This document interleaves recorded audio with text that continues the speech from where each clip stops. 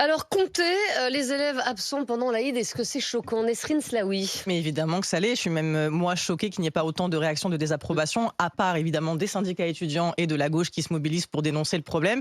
Je pense que ce qu'il faut préciser, ça l'a été fait, c'est que c'est le ministère de l'Intérieur qui s'est chargé de ça. Et donc, ce qui a C'est la choqué. police qui a compté. Exactement. Et c'est pas le ministère de l'Éducation. Ça aurait été aussi problématique, que ce soit le ministère de l'Éducation. Et c'est le ministère de l'Intérieur qui s'est ingéré au sein de l'école. Pape Ndiaye, le ministre de l'Éducation, s'est d'ailleurs aussi prononcé là-dessus en disant qu'il n'était pas au courant. Le rectorat aussi. Donc déjà... au courant de rien, Pape Ndiaye. Non. Ça vous appartient, mais effectivement. Même pas qu'il est ministre. Oui, c'est ça. Bah, d'ailleurs, nous non plus.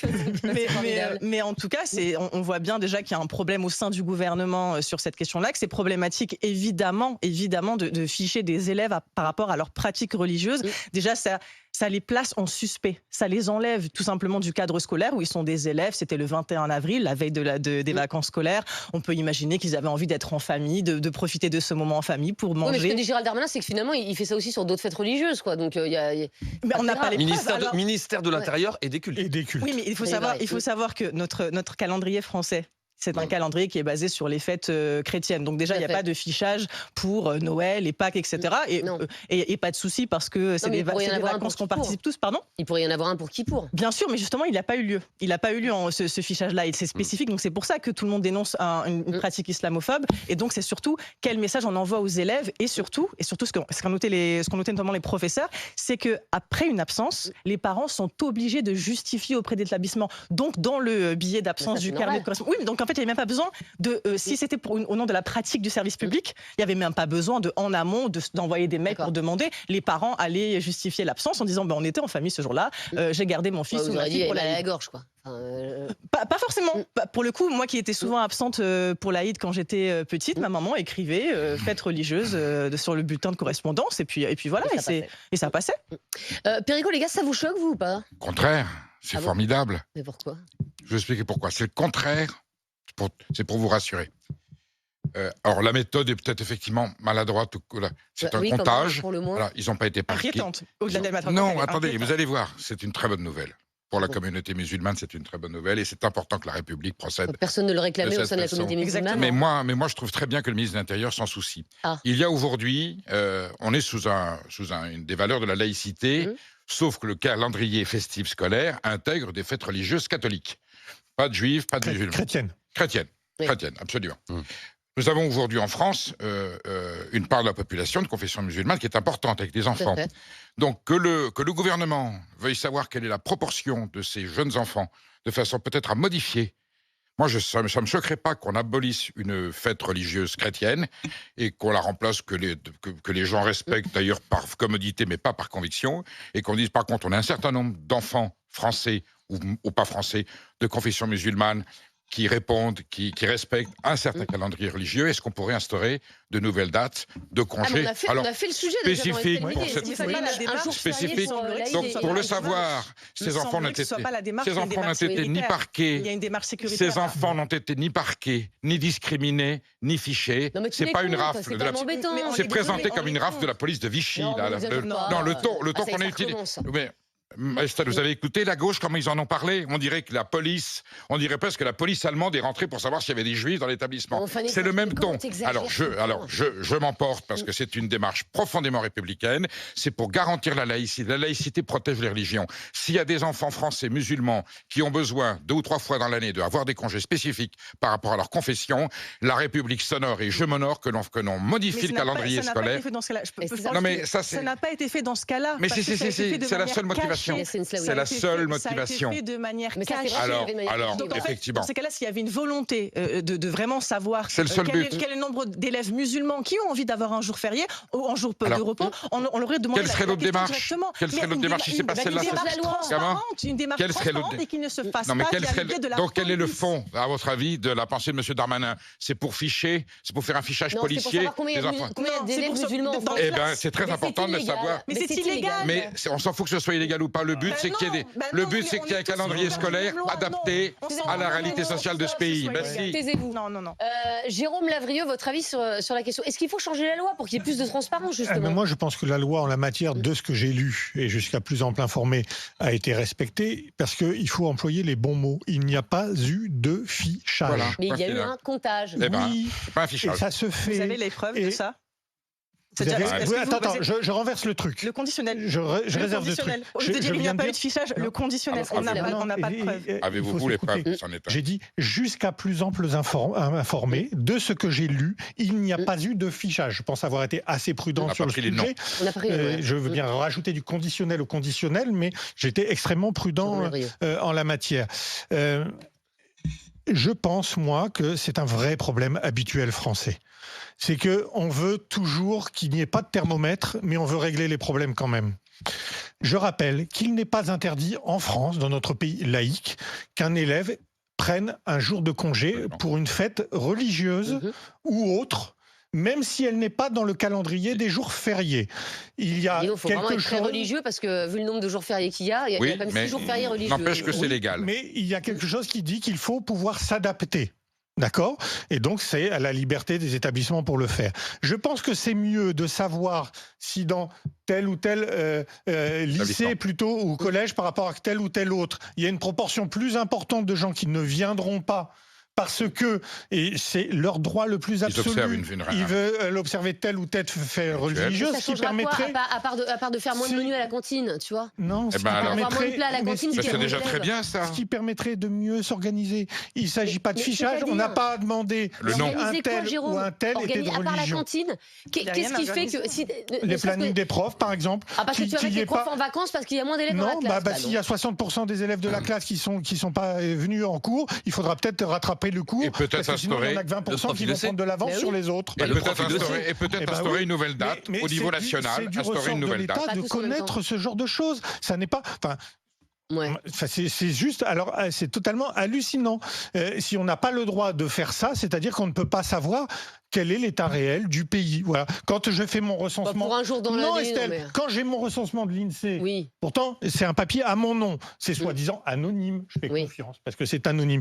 On me demande si je suis d'origine étrangère ou pas. Est-ce que mes parents étaient d'origine étrangère? C'est pas religieux, mais c'est pas la même chose. Mais si. Non, et on sait, îlot par îlot, combien il y a de îlot par îlot, combien il y a de personnes qui sont d'origine étrangère. Mais ce n'est pas la même chose. Je suis d'accord pour qu'on le fasse dans un endroit où il y a plus d'enfants qui sont de confession juive, ça ne me pose aucun problème, ou catholique. Alors, vous êtes nombreux à nous appeler au 32-16 pour réagir sur ce débat. On va démarrer avec Hervé qui nous appelle de Nanterre. Bonjour Hervé. Bonjour Estelle, bonjour à tous. Alors Hervé, vous avez 2 enfants, vous, qui sont au collège et au lycée. Est-ce que ça vous choque, vous, ce comptage? Alors non, ça ne me choque pas dans le sens où ce n'est pas un fichage, c'est bien un comptage. Exactement. Et pour moi, il est indispensable parce que, comme j'expliquais à votre collègue au standard, si je prends le cas de mes enfants qui sont à Nanterre, c'est à peu près 80% d'absentéisme ce jour-là. D'accord. C'est-à-dire que mes 2 enfants sont retrouvés à 3 ou 4 dans la classe seulement. Donc, grosso modo, ils se sont retrouvés à faire une journée où les profs n'ont pas fait cours. Parce que ça ne sert à rien de faire cours pour 3 élèves. Il fallait rattraper tout pour tous les autres élèves ensuite. Donc finalement, ça aurait été... Qu'ils fassent un comptage, pour moi, ça a du sens. Pour que les années prochaines, ces journées, elles devraient être pour moi banalisées, utilisées pour que les profs fassent leur journée de formation. Parfois, il y a des journées où mes enfants n'ont pas cours parce que les profs sont en formation. D'accord. Et plutôt les mettre ces journées-là, les profs en formation, tous les élèves chez eux. Et au moins, comme ça, on ne perd pas de temps. Oui, mais le problème, Hervé... en fait, à la réalité du terrain. Oui, je suis d'accord avec vous, mais peut-être que la réalité à Nanterre, elle n'est pas la même que la réalité dans certains autres territoires. Bien sûr, il faut l'adapter. Comment le savoir? Suivant les départements, les régions, suivant les villes.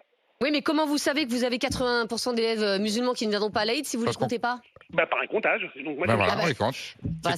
Et donc, on est obligé de compter pour savoir. En tout cas, c'est votre avis. Pas de fichier, de compter. Mais est-ce qu'on peut aussi s'interroger de d'où vient la démarche? C'est vraiment, je pense, la question. Et en plus, on a l'air d'être assez d'accord là-dessus. C'est-à-dire que le problème, encore une fois, là, c'est que ça vient du ministère de l'Intérieur, ça vient d'une mesure sécuritaire et donc d'un ministère qui n'est pas chargé de l'éducation. Et donc, la question des cultes et de la pratique religieuse. Oui, mais là, c'est pas la question. Là, la question, c'est vraiment, est-ce qu'on peut pas, dans ces cas-là, demander aux chefs d'établissement qui ont été exclus, aux chefs d'établissement de faire remonter le nombre, ou professeurs, par exemple, parce qu'en fait, là, je pense que ce qui choque, et à juste titre, c'est que ce soit le ministre de l'Intérieur qui se prenne en charge de ça, alors qu'on parle en général d'enfants mineurs. Et donc là, il n'y a pas de menace sécuritaire. L'année prochaine, ce sécuritaire. sera les chefs d'établissement.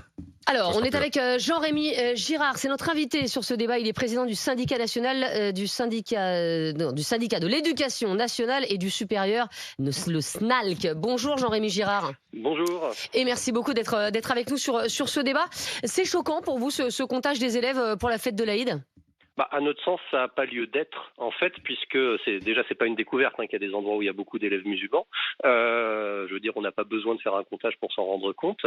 Et puis d'autre part, depuis 2004, en fait, il y a un cadre qui existe, et qui est un cadre national où, pour un certain nombre de fêtes religieuses, alors il y en a des musulmanes, des juifs, des orthodoxes, des arméniennes, il y a une procédure de demande d'autorisation d'absence qui est parfaitement réglementée, en fait, au niveau national.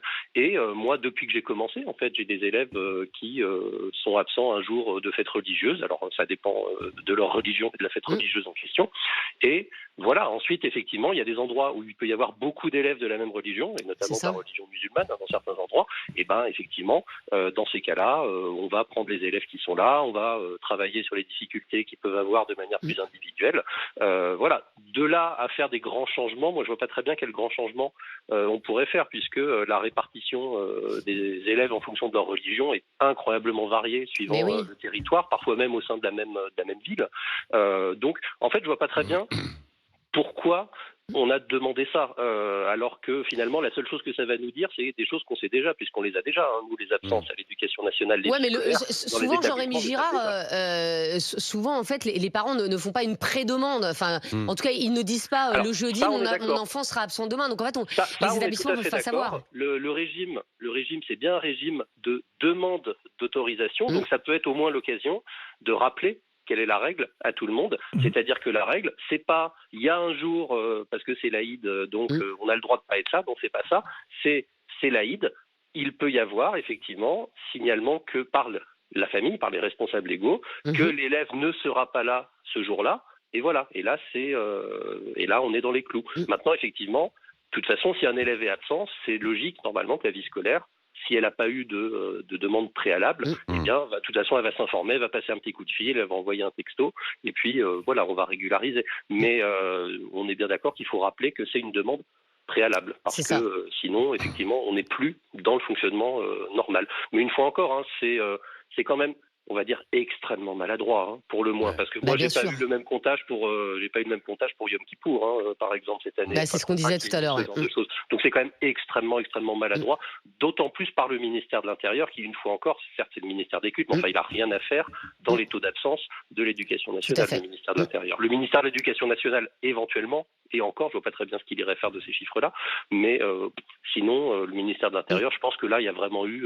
je sais pas ce qu'il leur a pris, mais c'est maladroit en fait. Et puis ça a vraiment pas d'intérêt. Ça n'est que maladroit. Exactement. Rémi, tu voulais réagir ? Oui, non, c'est juste pour abonder dans le sens de ce que dit Jean-Rémy Girard. C'est vrai que le ministère de l'Intérieur reconnaît lui-même qu'il n'a fait cette demande de comptage que dans certaines académies. Donc il y a une différence géographique qui est faite aussi. Oui. Voilà, c'est quand même tendancieux. Voilà, on imagine que l'Île-de-France était concernée, on sait que l'Occitanie, la région de Toulouse était concernée.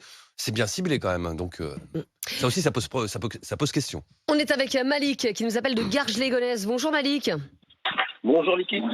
Malik, vous, est-ce que ça vous choque ce comptage, ou est-ce que vous dites finalement, si ça peut permettre de mieux s'organiser, ça va ? Alors, effectivement que ça me choque, mais alors au plus haut point. Et pour répondre un peu à ce qu'il dit, alors je suis un peu d'accord avec Perico, c'est rare, mais je suis d'accord avec lui. Je le souligne. Mais effectivement, moi, ce que je veux cibler, c'est quand vous dites que c'est qu'un comptage. Mais un comptage, ça va devenir un fichage. Il ne faut pas se leurrer. On ne sait pas ça. Non. Mais ça, oui, j'ai dit, ça peut devenir un comptage. Ça peut devenir.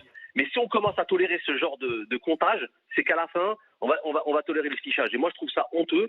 Bon, alors moi j'ai réglé le cas, c'est que ma fille, je l'ai mis en école privée catholique, et ils n'ont pas posé la question. La seule question qu'ils nous ont posée, c'est est-ce que votre enfant sera absente demain pour la cantine ? C'est tout ce qui les intéresse.